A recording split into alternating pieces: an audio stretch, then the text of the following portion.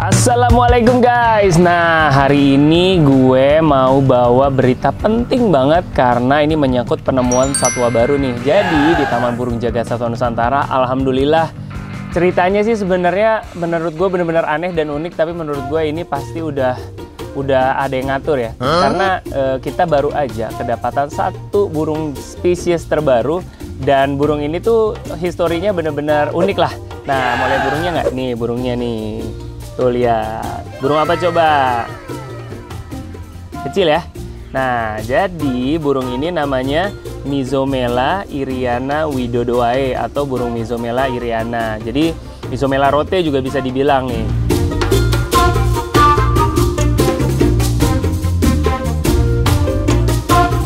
Nah, Myzomela rote ini punya cerita unik karena baru ditemuin oleh seorang peneliti senior dari BRIN. Penelitinya namanya Profesor Dewi Prawiradilagae.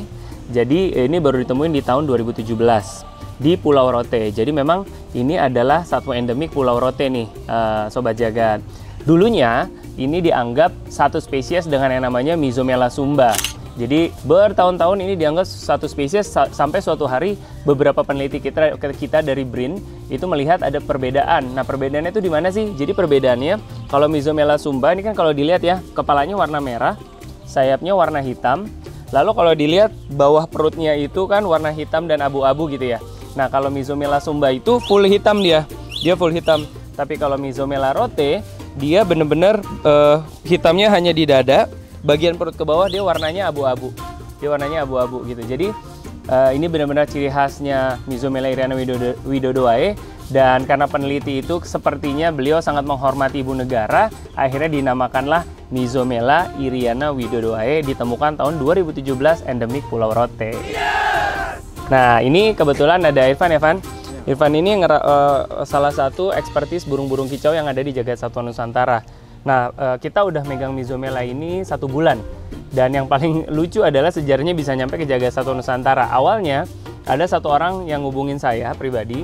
Dia bilang, Mas Fardan, aku mau nyerahin burung namanya sepah raja. Emang sepah raja itu mirip kayak gini warnanya, Evan ya? Mirip. Mirip-mirip ya? Ya? Cuman bedanya di mana kalau sepah raja? Dari posturnya aja. Posturnya? Ya, kalau Myzomela dia lebih besar posturnya dari hummingbird seperti sepah raja. Oh, oke. Lebih besar ya? Lebih besar. Oke. Nah, ini tadi kamu ngomong hummingbird. Sebenarnya Myzomela ini jenis burung apa sih? Terus makannya apa sih, Van? Biasanya, Van? Kalau ini dia jenis pemakan nektar.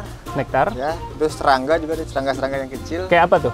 Seperti telur semut, kroto. Oh, oke. Kroto dia makan? Makan. Nah, kalau di kita perawatan sehari-harinya apa aja? Perlu dijemur juga nggak burung kayak gini?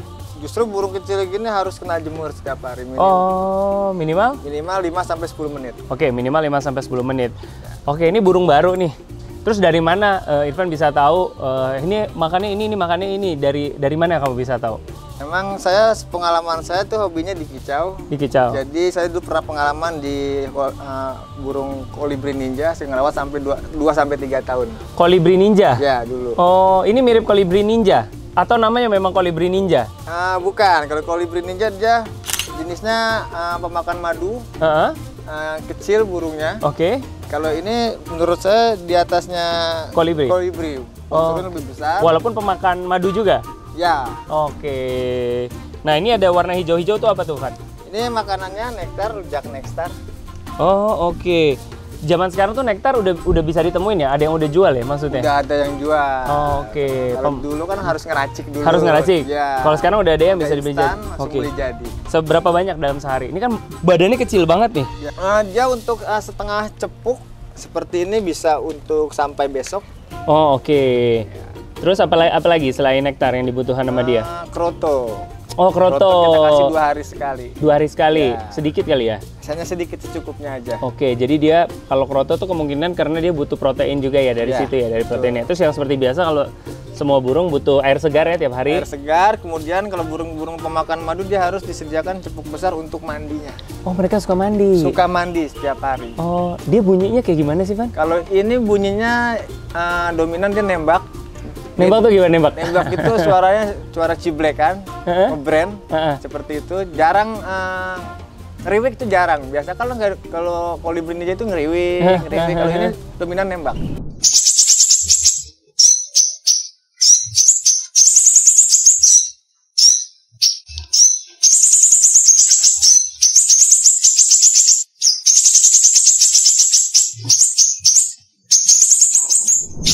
Oh gitu ya. Suara lebih pedas. Oke. Volumenya lebih dapat. Suaranya enak juga ya berarti enak. ya. Gitu. Wah, ini keren banget nih. Kalau gitu kita coba. Nah ini Sobat Jagat, kita mau mindahin dia ke enclosure yang lebih besar karena kita ngeliat burung secantik dan seindah ini kasihan kalau hanya disangkar aja nih. Jadi kita akan pindahin nih, udah kita buat.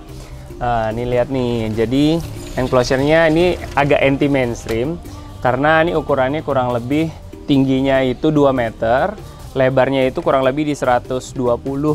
Nah, terus kita juga udah kasih nih beberapa tempat-tempat makan nektarnya dia kalau bisa dilihat.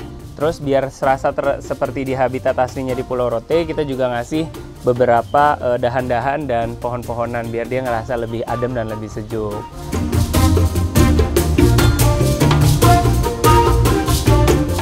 Di bawahnya juga sama, kita kasih serasa-serasa kayak biar agak-agak tema-tema hutan gitu nih Sobat Jagat.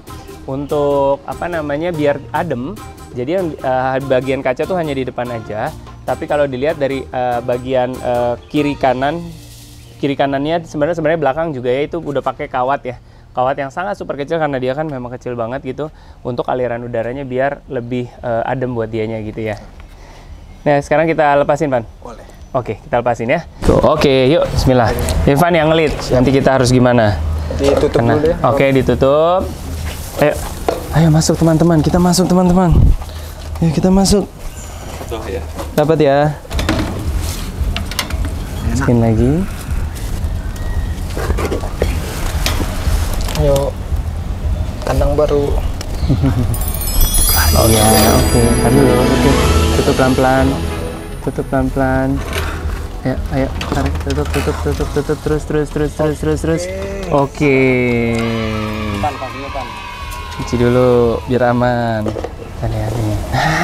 Ih, cantik dia dan dilihatnya lebih enak banget nih, lihat tuh Sobat Jagat. Ya, cantik banget.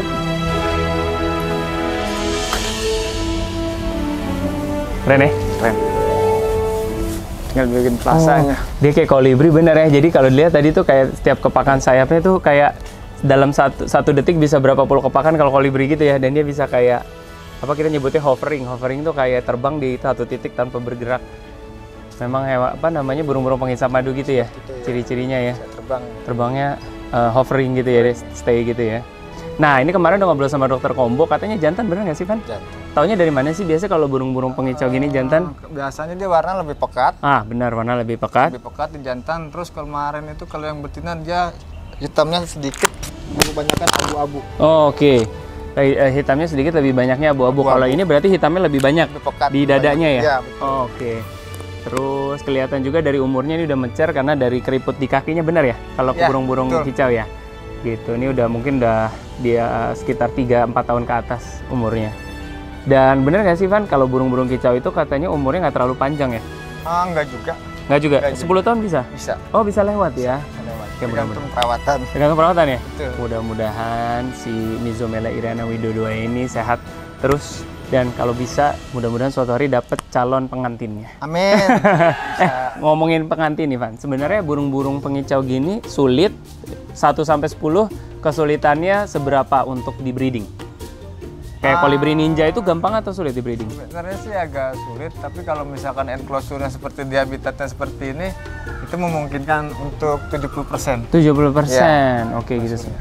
Karena dia lebih suka tempat yang lebih besar.